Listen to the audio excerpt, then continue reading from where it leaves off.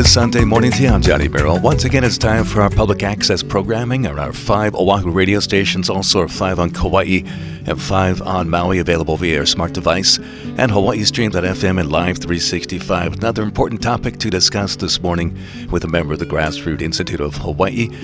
Every 10 years, residents here in Honolulu get a rare opportunity to weigh in on how their city government operates by voting on suggested changes to the Honolulu Charter. This year, more than 270 proposals have been submitted. So joining me today to talk about these proposals and what they could mean for Honolulu is Ted Kofalis, the Director of Strategic Campaigns at the Grassroots Institute of Hawaii. The Grassroots Institute is a nonpartisan public policy think tank. They're based in downtown Honolulu, and Ted and his colleagues focus on policies that help increase housing, improve government efficiency, and make our state more prosperous and free. Today, Ted is going to walk us through the key charter amendment proposals, highlight the ones he and his team are supporting, and explain why residents should pay attention to this once-in-a-decade opportunity to shape the future of our city. So we wish Ted a happy Sunday morning to you. Ted, good morning to you. Hey, good morning, Johnny. Thanks for having me on. Ted, can you give our listeners a quick overview of what the Honolulu Charter is and why it matters? Sure. Well, I think it's important when we think about the Honolulu Charter. It's essentially like the city's constitution. It's a rule book for how our local government operates, and it sets out the powers of the mayor, how the city council functions. There's different rules for public projects, and it talks about how city employees are hired. Pretty much everything that is happening in the city has a place in the charter. And so every 10 years, residents get a chance to suggest changes and vote on them, which is a really powerful way for citizens to directly shape how our city is run. These changes can have long-term effects on everything from how efficiently our government operates to how easy it is for residents to get a permit or businesses to operate. Essentially, it's a chance to update the city's blueprint for modern challenges and opportunities. And I guess this session, the Honolulu Charter Commission, which reviews the suggestions, announced that more than 250 were submitted by the deadline of November 7th, compared to 154 a decade ago, of which 20 were put on the ballot and 16 passed. So how does this Charter Commission decide which proposals make it onto the ballot in the first place? Yeah, well, the process is designed to be thorough and transparent. Anyone in the community can submit a proposal for consideration.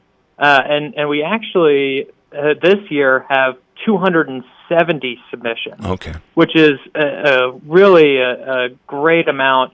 It's going to make it, though, really difficult to sort through all of those different proposals. But essentially, the Charter Commission reviews every proposal to ensure that it meets different legal requirements and aligns with the scope of the charter. And after that, they hold a bunch of public hearings, almost like a legislative body. But that allows residents, stakeholders, and different experts to provide input. The commission then considers things like how feasible a proposal is, or how it might affect city operations, or whether it truly serves the public interest. Then they also weigh the potential costs and unintended consequences from some of these proposals. And from there, the commission selects a smaller set of proposals, which are essentially like the finalists. You mentioned 10 years ago there were 20 that were on the ballot. And so those finalists are what actually appear on the ballot for voters in November. And this process really just ensures that the most well-thought-out and impactful ideas have a chance to be voted on, while proposals that may create some problems or aren't necessarily practical get filtered out of the process. Mm-hmm. Ted Kofalis, Director of the Strategic Campaigns at the Grassroots Institute of Hawaii, is joining me this morning. Your organization, the Grassroots Institute, Ted, submitted multiple proposals. What are they about?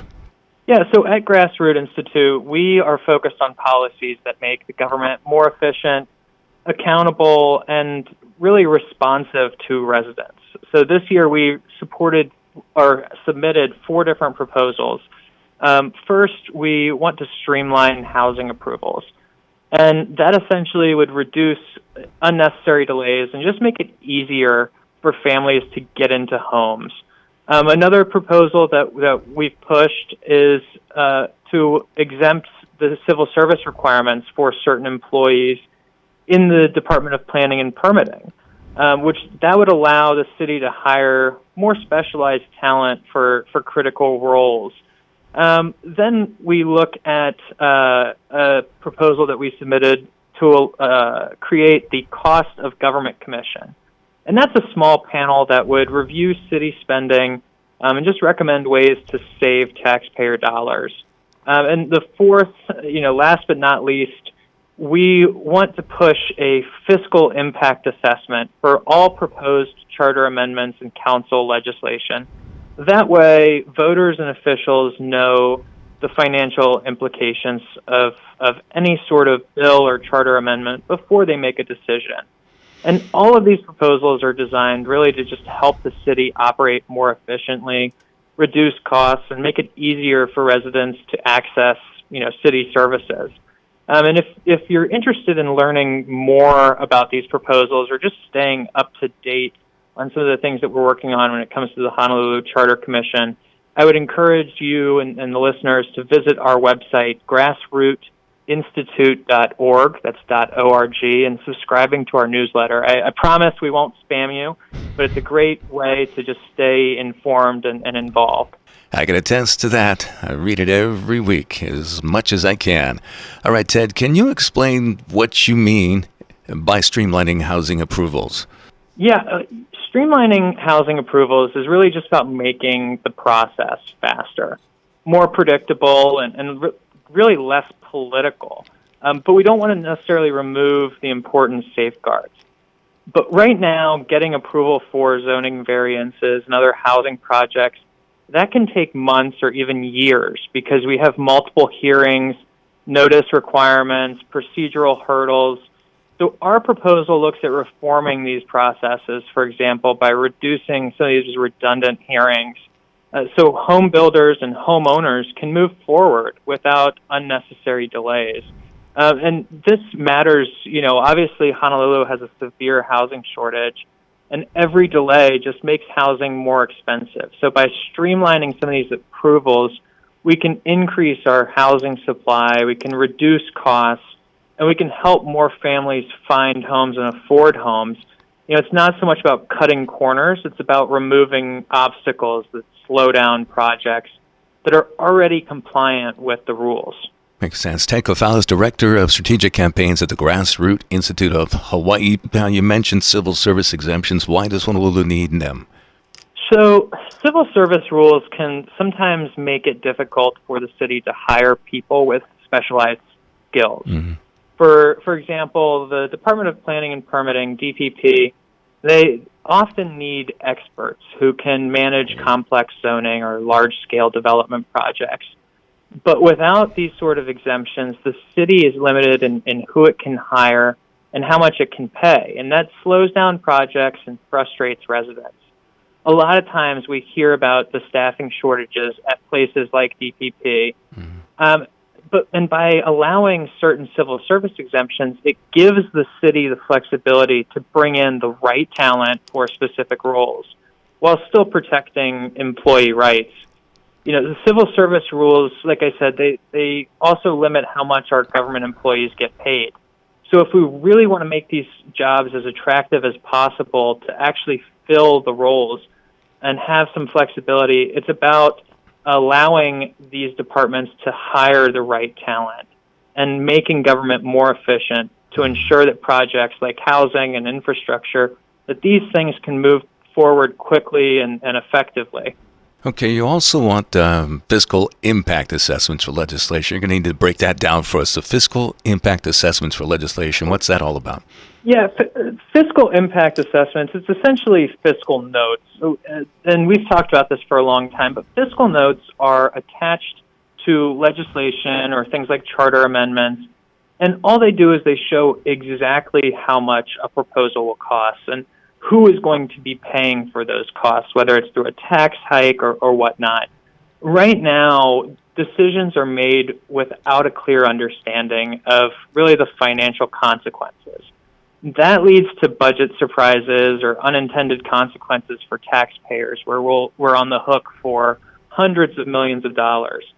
But by requiring a fiscal note, the council and the public can make more informed decisions. So, for example, if a proposed bill would increase city spending, voters and elected officials and everybody would all be on the same page. We would all know upfront how much it might cost and whether it would be sustainable. So really, this just adds transparency, accountability, and just helps make it a smarter policy making to ensure that any sort of changes to the charter or city law, that they're not inadvertently putting a strain on our budget or increasing the cost of living for our local residents. As far as you know, because I haven't heard of it, when there's legislation or there's candidates, there's influence, powerful interest groups come in and try to say, hey, let's pass this. You have any knowledge of that, or is this just live or die just based on the merits of the proposal? Do you know of any influence groups or that might push one proposal over another? Not necessarily, okay. At least at the Charter Commission. I mean, my understanding is that anybody can come in and testify on a piece of an amendment or anything like that. But these folks are not necessarily elected officials. They are appointed. And so they are not necessarily worried about running for re-election and trying to fill their campaign coffers, if you will, like a typical elected official. And so that's not to say it's impossible, but it seems like the Charter Commission is relatively insulated from some of those incidences. A novelty. That's good to know. Good to know. All right, Ted, are there other proposals this year that you think are particularly good that we haven't mentioned? Yeah, I think there are several proposals this year that really stand out as positive steps. And we talked about fiscal notes, but we submitted a proposal to allow fiscal notes, but we weren't alone. Council Chair Tommy Waters, as well as Managing Director Mike Formby from the Mayor's office, they both submitted pretty similar proposals, and in certain cases, their proposals took it a step further. So we're very supportive. These would require, again, basic financial analysis for new legislation. It's a super simple concept, but one that can prevent a lot of unfunded mandates and just help the council and the Charter Commission make more informed decisions. I think that is a really good common sense governing tool that we need to put in our toolbox. But another promising idea is the proposal that would allow automatic ministerial approval for projects as long as they conform to the general plan or our development plan. So if a project already meets the city's rules, it shouldn't have to go through multiple layers of review. This kind of goes back to what I mentioned earlier about streamlining housing approvals. But this is another proposal that would add also a 60-day deadline for DPP to act on applications. And it says if the agency doesn't act, the application is automatically approved. Other cities use similar shot clocks, and they're extremely effective at improving predictability and reducing delays. I mean, my goodness, Johnny, could you imagine if you got a permit out of DPP in 60 days? That would be unheard of. Headlined. Headlines. Yeah, exactly. And finally, there was another proposal to allow repairs to non-conforming homes. I think that's fair and practical. So we have a lot of older homes here in Honolulu, and some, back from the 1930s and 40s. But some of these older homes, they ended up in industrial zones after zoning updates. They were legal when they were built, but now they are non-conforming. They're not in the right zone. And so you're limited to how much you can repair that house. But allowing for more substantial rehabilitation and repairs of that house doesn't create new housing in industrial areas. It's not like we're going to put a neighborhood next to a bunch of warehouses. These are homes that are already existing there. This would just simply let people and families maintain safe, livable homes without having to wait on doing any repairs like is currently the case. And together, these proposals would really, I think, improve transparency, reduce bottlenecks, and just really preserve our existing housing, all without compromising safety or environmental standards. A few more questions for Ted Kafalis of Grassroot Institute of Hawaii, Shaping Honolulu's Future with the 2025 Charter Commission. Ted, you mentioned some of the good proposals that are out there, so there's got to be a flip side. What are your concerns? Yeah, exactly. Well, with the good, there's always some not so good, and there are a few that raise some concerns, mainly just because they would unintentionally make Hawaii less affordable or just add new layers of bureaucracy. One is a proposal for a new high-value residential tax class. And the goal is to target luxury properties, which, again, I understand and not to support a bunch of billionaires, but we already have high property taxes for non-owner occupants. Creating another tax class just risks putting ordinary people in high-value neighborhoods into this tax bracket, and that could encourage things like long-term vacancies or even conversions to short-term rentals as people try to get around this. Mm-hmm. We're also watching a proposal that would stabilize rent. Now, the intention is understandable, and I think everybody has seen rent jump through the roof, but rent caps in other cities have consistently led to reduced rental supply. They actually discourage new construction, and they push landlords to convert their properties into condos and whatnot. So with Honolulu already facing a shortage of rentals, this, I think, could make things worse over time, even though on the surface it sounds good. Another concerning proposal would add mandatory community input processes for every land use change and permitting application, even when, these sorts of hearings already exist. That kind of duplication just slows down every project. And even those that fully comply with existing rules, it just allows small vocal groups an effective veto over much-needed housing. So, the intentions behind these proposals, like I said, they're well-intended, but I do fear the potential for, the unintended consequences, things like higher costs, fewer homes, or slower permitting. Those are real things that we need to consider.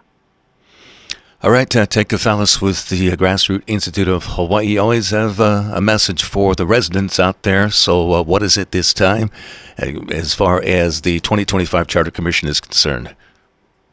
Yeah, well, my message this time is really simple. I mean, this is an opportunity to shape the future of our city, and it comes around once every 10 years. The charter affects everything from housing to taxes to government efficiency and transparency. So I just want to encourage residents to stay informed, attend public hearings if you can. I know it's hard with work and families, and just try to participate in the process. Even if these proposals, they may seem technical, but the decisions made now are going to affect Honolulu for years and potentially decades to come. Your voice matters, whether you support some of these reforms or you're opposed to them. It's really, really crucial to get involved. And if you want to learn more about how to actually get involved or stay informed, I do want to encourage folks to subscribe to our newsletter. Again, that's at grassrootinstitute.org. Our newsletter has comes out every couple of weeks. It's got a great way to stay up to date on things and just an opportunity to see what's happening in your city. So again, subscribe on grassrootinstitute.org. A very busy man, and we appreciate his time so much. Every opportunity we get to speak with Ted Kafalis of Grassroot Institute of Hawaii, their Director of Strategic Campaigns. Enjoy the rest of your Sunday, Ted. Thanks for joining us. Aloha, Johnny. Thank you so much. Aloha.